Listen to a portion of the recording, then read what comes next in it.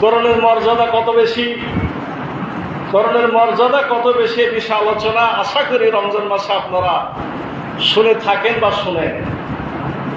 কোরআনের মর্যাদা কত বেশি। রমজান মাসের মর্যাদা আমরা দিচ্ছি কেন? কোরআনের জন্য। তার মানে এই মাসে কোরআন নাজিল হয়ে গেল, তাই এই মাসের মর্যাদা বৃদ্ধি পেয়ে গেল। তাহলে যদি রমজানের মর্যাদা এত বেশি হয়, তাহলে কোরআনের মর্যাদা কত বেশি। সওমের মর্যাদা, সিয়ামের মর্যাদা, আমরা যদি সঠিকভাবে সিয়াম পালন করতে পারছি, আমাদের অতীতের সমস্ত জীবনের গুনাহ খাতা মাফ হয়ে যাচ্ছে।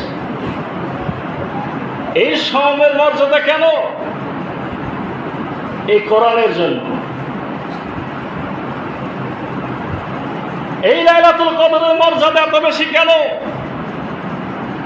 এই রাত্রে কোরআন নাজিল হয়েছে তাই। আপনি যদি এই কথাটা একটু বিপরীত ভাবে চিন্তা করেন, আমাদের রাসূল হযরত মুহাম্মদ সাল্লাল্লাহু আলাইহি সাল্লামের মর্যাদা এত বেশি কেন?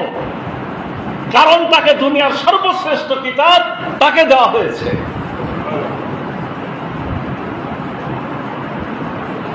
এই কোরআন ধারণ, রিসালা শব্দের অর্থ বাহনকারী, পত্র বাহক।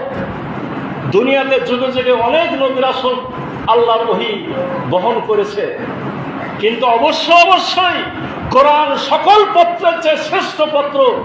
আর যিনি সেটা বহন করেছেন তার মর্যাদা যেন সব থেকে বেশি দেওয়া হয়েছে। জিবরিল আমিনের মর্যাদা এত বেশি কেন? কারণ তিনি এই কোরআনকে রব্বুল আলামিনের কাছ থেকে বহন করে দুনিয়াতে এসেছিলেন। তাহলে আমি আপনি আপনার মর্যাদা যদি বাড়াতে চাই, খুব কঠিন কিছু, কোরআন ধারণ করতে হবে, কোরআন বুঝতে হবে, কোরআনের হেদায়েত নিতে হবে।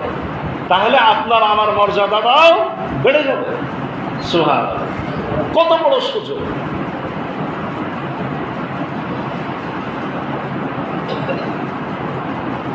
কোরআনের মর্যাদা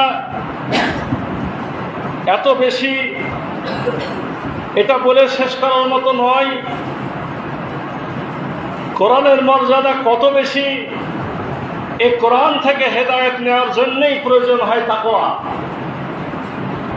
যে কেউ কিন্তু কোরআন থেকে হেদায়েত গ্রহণ করতে পারে না। যালিকাল কিতাবু লা রাইবা ফীহি হুদাল লিল মুত্তাকিন। এই কিতাব সেই কিতাব যার মধ্যে কোনো সন্দেহ নাই। কিন্তু এই কিতাব থেকে হেদায়েত পায় কারা? হুদাল লিল মুত্তাকিন, মুত্তাকিরা শুধু হেদায়েত পায়। আপনারা বলবেন, মুত্তাকি হওয়ার সাথে কোরআনের হেদায়েত পাওয়ার কানেকশনটা কি? দুনিয়ার আল্লাহর দেওয়া কোনো ইবাদতই তাকওয়া ছাড়া সফল করা সম্ভব নয়।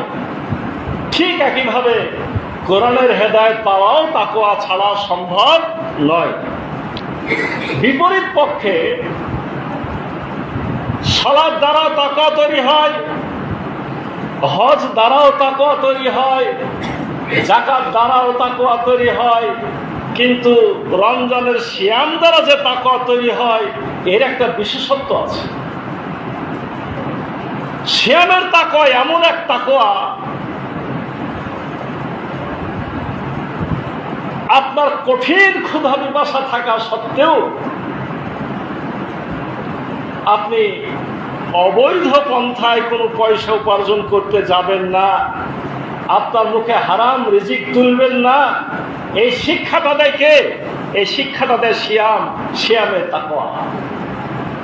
অর্থাৎ কোরআনের হেদায়েতের সাথে তাকওয়ার সম্পর্ক হলো এই, কোরআনটা এসেছে সত্য মিথ্যার পার্থক্যকারী হিসেবে। হুদাল লিন্নাস, এটা মানুষের জন্য হেদায়েত, বাইয়িনাতিন মিনাল হুদা ওয়াল ফুরকান, আর এটা সত্য এবং মিথ্যার পার্থক্যকারী। অর্থাৎ আপনি সিয়াম দ্বারা শিখবেন যাবতীয় হালাল গ্রহণ করতে এবং যাবতীয় হারাম বর্জন করতে। আর এই শিক্ষা যখন আপনার ভেতরে পয়দা থাকবে, তখন আপনি কোরআনের সমস্ত ভালোগুলো গ্রহণ করতে পারবেন আর যাবতীয় খারাপগুলো বর্জন করতে পারবেন। এর মধ্য দিয়ে কোরআনের হেদায়েত আমাদের নসিব হবে।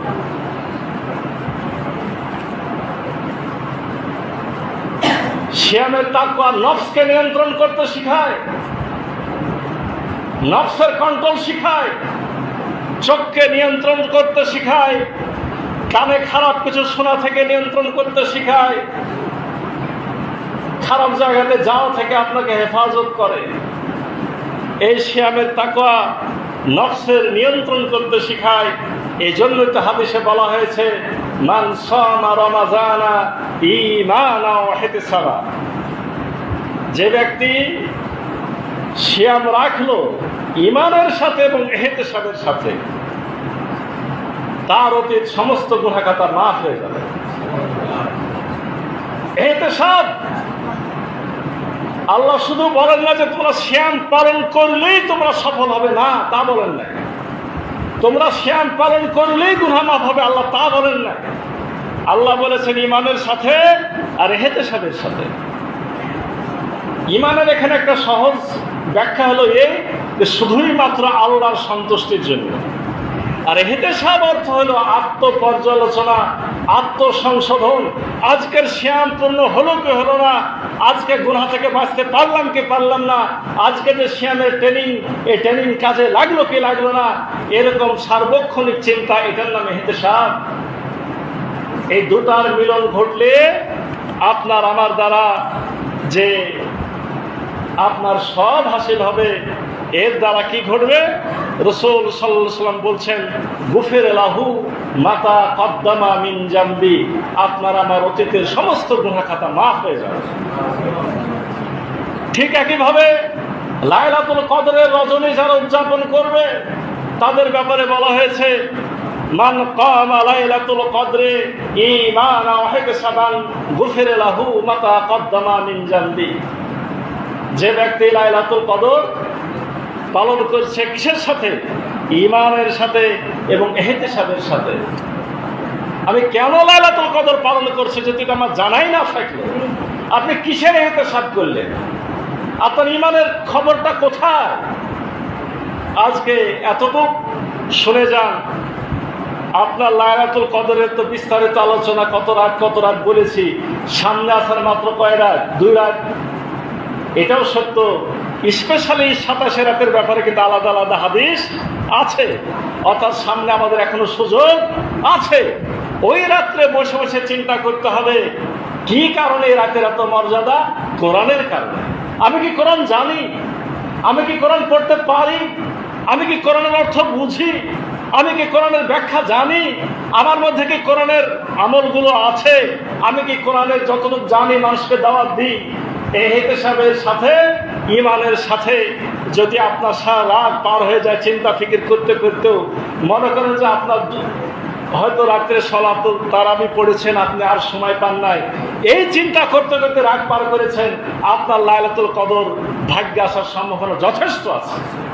আর আপনি 100 রাকাত 200 রাকাত নামাজ পড়লেন, আপনি কেন পড়ছেন? উদ্দেশ্য কি? আপনাকে আল্লাহ কি শিক্ষা দিতে চেয়েছে? আপনার কোনোই ধারণা নাই। এই হাদিস অনুযায়ী বোঝা যায় আপনার কোনো ফায়দা নাই। সম্মানিত মুসল্লিয়ানে কেরাম, আজকে রমজান মাসের শেষে এসে এজন্য আরো একটা গুরুত্বপূর্ণ কথা, যে গুনাহ মাফ করানোর জন্য রমজান এসেছে। প্রত্যেকটা হাদিসে গুনাহ মাফের কথা। তাহলে আমাকে আপনাকে চেষ্টা করতে হবে যে আসলে আমার এই রমজান মাস আমার গুনাহগুলো মাফ করাতে পারলো কি পারলো না, এই চিন্তা করাটা হলো ইহতিসাব। আমার অতীত গুনাহগুলো মাফ হলো কি হলো না, এটার নামও কি? এটার নামও ইহতিসাব। এইভাবে যদি আমরা নিজেদেরকে তৈরি করতে পারি, তাহলে যে তাকওয়া তৈরি হবে, এই তাকওয়াই পারবে সেই বিরাট আল্লাহর পক্ষ থেকে আমানতকরণের বোঝা বহন করতে। অর্থাৎ বদর, উহুদ, খন্দক, মক্কা বিজয়ে যেভাবে সাহাবে কেরাম ভূমিকা রেখেছেন, সেরূপ ভূমিকা রাখার শক্তি সাহস দিবে এই রমজানের তাকওয়া। সম্মানিত মুসল্লিয়ানে কেরাম, আমি বলছিলাম যে তাহলে সিয়ামের গুরুত্ব, রমজানের গুরুত্ব কেন, লাইলাতুল কদরের এত মর্যাদা কেন, সেটা হলো কিসের কারণে? কোরআনের কারণে। তাহলে কোরআনের মর্যাদা কত বেশি।